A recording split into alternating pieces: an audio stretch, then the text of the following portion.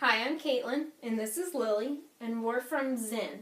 We're planning to expand into Germany.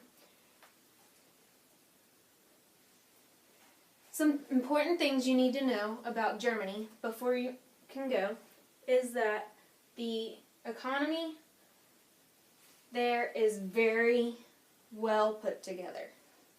The population is around 82.2 million people, which is a lot of people you can have for customers. They're the fourth largest economy, and they're also the fifth largest trading partner with the United States. In the worst economic time possible, the United States had a 5.3 unemployment rate, and then whereas Germany had only a 4.6. Germany is mainly made up of SMEs, which are small and medium-sized enterprises. The economic institution is similar to ours in some ways, but for instance, their workers only average about 35 hours per week, whereas we average about 40. And they have a 1 in 4 workers that are part-time there, whereas most of our workers are either part-time or they're just full-time. They use the Kurzarbeit policy, which means that it's where they pretty much have the employers downsize the working hour limit, and they don't have to have as many layoffs.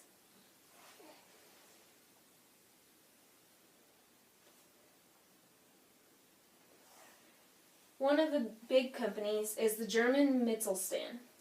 They use the phrase over there, "We're not digging for gold, we're selling shovels to the gold diggers." When saying this, they mean that they're providing you with all the tools and resources needed, and they're leaving it up to you in order to be successful in your job. The apprentice system is a very big deal there. What they do is, when you're about the age of 10, you can actually start an apprenticeship. This is also called dual training, where you go to school the first half of the morning, and you will learn certain topics and important skills that you will be using in the second part of the day when you get sent to a company to have one-on-one experience with the others. Proper business etiquette. We're going to be covering things about the social norms and customs, punctuality, greeting, body language, and dining. There are some social norms and customs that we absolutely need to make sure we do, and there are some that we absolutely need to avoid. Some of our do's are showing manners, be direct, and be respectful. Most of the time, for manners, you're going to make sure that you maintain eye contact and that you're also going to shake hands and address people properly. When you're being respectful, you want to make sure that you're not making certain gestures that to them could be offensive, whereas we see them okay. Some of our big don'ts are going to be, you don't want to be chewing gum while you're speaking. A big thing is you don't want to have your hands in your pocket. If you have even one hand in your pocket, they see that you're not serious. And then don't point your index finger. Pointing your index finger at someone can mean that they're crazy. You can simply extend your hand out and be like this, and it's okay. You're also not allowed to give the okay sign, but you can give them a thumbs up for good luck.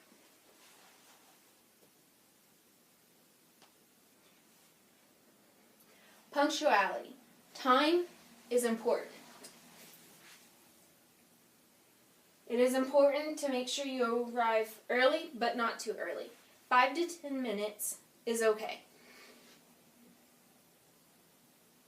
Never be late. If you're late, your deal is pretty much already over. They're not going to take you seriously. They don't care to hear what you have to say, and they're just not really interested at that point. Be prepared. When I say be prepared, you need to make sure that you have handouts. They like things on paper so that it's a legal document and it has all the facts and information that are important and needed on it. When it comes to greeting and body language, you're always going to shake hands with them, and you want to have a firm handshake. You always greet the women first, and then you'll move on to the men, and you'll work your way from highest priority down to your lowest priority. Avoid using names. When you use their first name, it's completely rude unless they've given you permission. Most of the time you won't get permission unless you're a family member.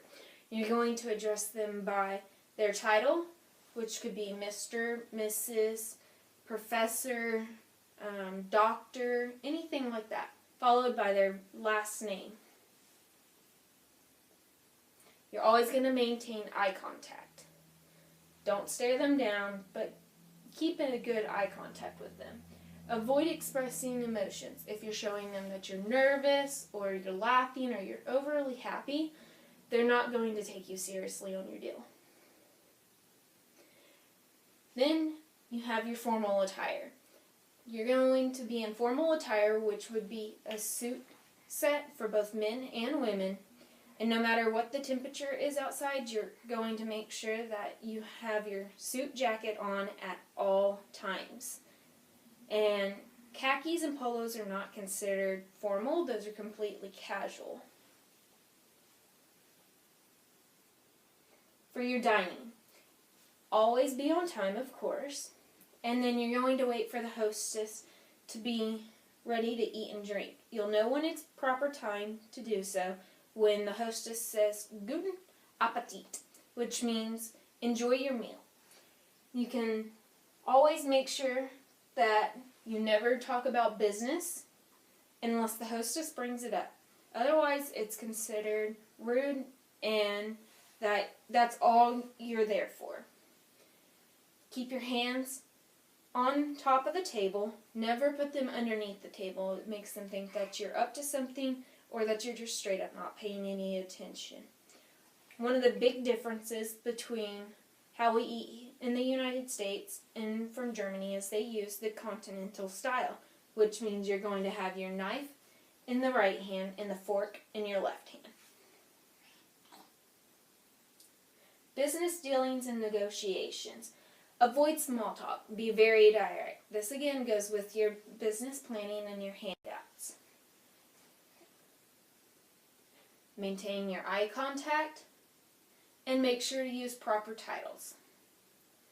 When giving your proposal, make sure that you give them what you're wanting your final decision to be. They do not want to get off from that very far.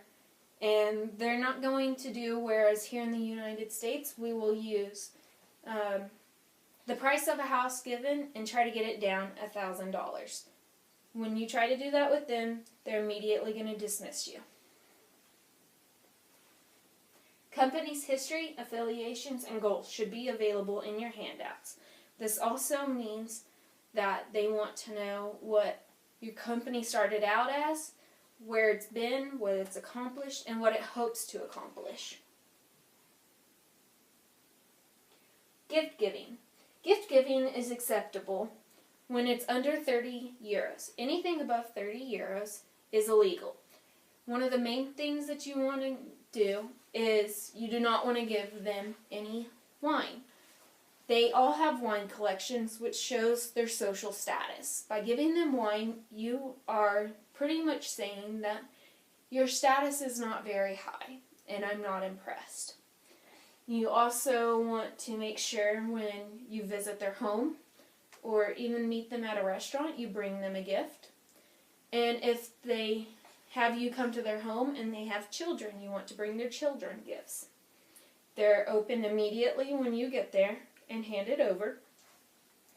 And there will be no putting off the gift to the side till after the meal or after the meeting. To recap what all we've gone over. We've pretty much given you some of the basic information about Germany itself, what their customs are, proper body language, proper dining etiquette, and what proper dealings are.